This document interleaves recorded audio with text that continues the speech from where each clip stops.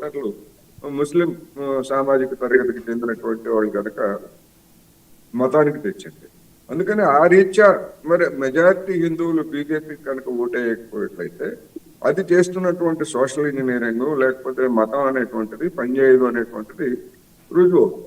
అందుకని ఈ విధంగా మూడు పార్టీలకి ఈ విధమైనటువంటి అగ్ని పరీక్షని ఈ జూబ్లీ హిల్స్ ఎన్నిక తెచ్చింది అనేది మాత్రం స్పష్టంగా కనిపిస్తా ఉంది. నా అభిప్రాయం ప్రకారం గతంలో తెలంగాణలో జరిగినటువంటి ఉప ఎన్నికల రికార్డు చూసినా లేదా దేశంలో వివిధ ప్రాంతాల్లో జరిగినటువంటి ఉప ఎన్నికల రికార్డు చూసినప్పటికీ అధికారంలో ఉన్నటువంటి పార్టీలకి అడ్వాంటేజ్ ఉంటుంది. కొన్ని సందర్భాల్లో అయితే ఉప ఎన్నికల్లో అధికార పార్టీ గెలిచినప్పటికీ తరువాత జరిగినటువంటి సాధారణ ఎన్నికల్లో బొక్కబోర్లో పడినటువంటి తీరు కూడా ఉంటుంది. ఎందుకు అంటే ఉప ఎన్నికల్లో ఇంకా 3 సంవత్సరాల అధికారం ఉంది కనుక ఇక్కడ ఉన్నటువంటి ప్రభుత్వాన్ని గెలిపిస్తే, అభ్యర్థిని గెలిపిస్తే ప్రయోజనం అని భావించేటువంటి ఓటర్లు గణనీయంగానే ఉంటారు. అందుకని ఈ విధమైనటువంటి ఈ నేపథ్యంలో మొత్తం 3 పార్టీలు కూడా రంగంలోకి దిగారు. త్వరలో ముఖ్యమంత్రి రేవంత్ రెడ్డి కూడా రంగంలోకి వస్తారు. మరి బీజేపీ నాయకులు మరి ఆయనలో ఎవరెవరిని తీసుకొస్తారు ఏమిటనేటువంటి ఇంకా తెలియాల్సి ఉంది. బీఆర్ఎస్ నాయకుడు ఆయన వస్తారా రారా అనేటువంటిది ఇప్పుడు పెద్ద ప్రశ్న. వస్తే బీఆర్ఎస్ కి ఒక సమస్య, రాకపోతే మరొక సమస్య. రాకపోతే ఏంటంటే ముందే చేతులు ఎత్తేసారని చెప్పేసి ప్రచారం జరుగుతుంది.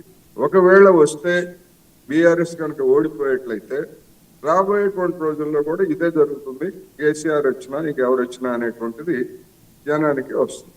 అందుకని ఆ విధంగా చూసినప్పుడు ఒకవేళ కాంగ్రెస్ అనూహ్యంగా కనుక ఓడిపోయేట్లయితే రేవంత్ రెడ్డి గారు ఈ 22 నెలలుగా చెప్తున్నటువంటి కబుర్లు లేకపోతే పథకాలు ఇవన్నీ కూడా జనంలో దృష్టిలో లేవు అనేటువంటి ఆ పార్టీకి దెబ్బ. ఇట్లా ఏ విధంగా చూసినప్పటికీ ప్రతి పార్టీకి ఒక అగ్ని పరీక్షగా ఈ ఎన్నిక తయారైంది.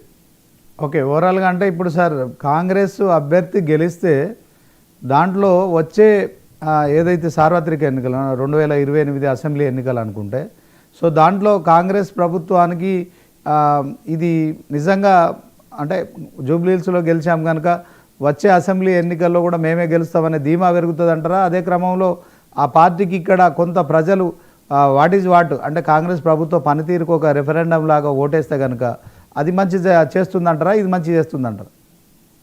అది ఇప్పుడే చెప్పలేము. ఎందుకంటే ఇంకా 3 సంవత్సరాల పరిపాలన ఉన్నది.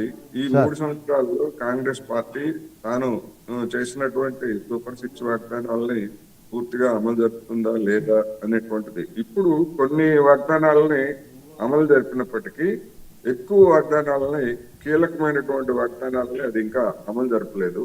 ఆ అసంతృప్తి అనేటువంటిది ఉన్నది. అయితే మనం గమనించాల్సింది ఏంటంటే ఎప్పుడైనా కానీ అసంతృప్తి అనేటువంటిది ఉంటది, అది పెరుగుతూ ఉంటది. అసంతృప్తి వ్యతిరేకతగా మారినప్పుడు మాత్రమే ఆయా పార్టీలకు గండం వస్తుంది. ఉదాహరణకు బీఆర్ఎస్ పార్టీకి 10 సంవత్సరాలు 9.5 సంవత్సరాల కాలంలో జనం తీవ్రమైనటువంటి అసంతృప్తి వచ్చింది. కానీ ఆ అసంతృప్తి ఎప్పుడు వెల్లడైంది అంటే సాధారణ ఎన్నికలు జరిగినప్పుడే వెల్లడైంది. అదేవిధంగా ఇప్పుడు కాంగ్రెస్ పార్టీ మీద పెరుగుతున్నది అని ప్రతిపక్షాలు చేస్తున్నటువంటి ఆరోపణలు కావచ్చు, విమర్శలు కావచ్చు, వాస్తవం కూడా కొంతమేరకు ఉన్నమాట నిజం. ఈ అసంతృప్తి అనేటువంటిది వ్యతిరేకతగా మారటానికి ఇంకా కొంత సమయం పడుతుంది అనేది నా అభిప్రాయం. అది వచ్చే ఎన్నికల నాటి వరకు జనం గుంభనంగా ఉంటారు. బై ఎలక్షన్స్ లో ఓటేసినప్పటికీ ఆ తర్వాత ఇదే ఫలితం ఏ పార్టీకైనా వస్తుందని కూడా మనం చెప్పడానికి లేదు. అందుకని దీన్ని రెఫరెండం అని కొంతమంది చెప్పుకోవచ్చు రాజకీయ పార్టీలు, అది వాళ్ళ ఇష్టం. అది రెఫరెండం అని చెప్పుకోవచ్చు, మరొకటి అని చెప్పుకోవచ్చు, ఏమైనా కావచ్చు. కానీ ఈ ఎన్నికకి తర్వాత జరిగేటువంటి అసెంబ్లీ ఎన్నికలకి ఏ విధమైనటువంటి సంబంధం ఉంటుందని లేదా దీని ప్రభావం అప్పుడు పనిచేస్తుందని కానీ ప్రతికూలంగా కానీ లేదా అనుకూలంగా కానీ పనిచేస్తుందని చెప్పడానికి ఏమీ ఆస్కారం లేదనేది మాత్రం నేను ఖచ్చితంగా చెప్తాను. Okay sir, thank you sir. Venkatareddy గారు గుడ్ మార్నింగ్ అండి.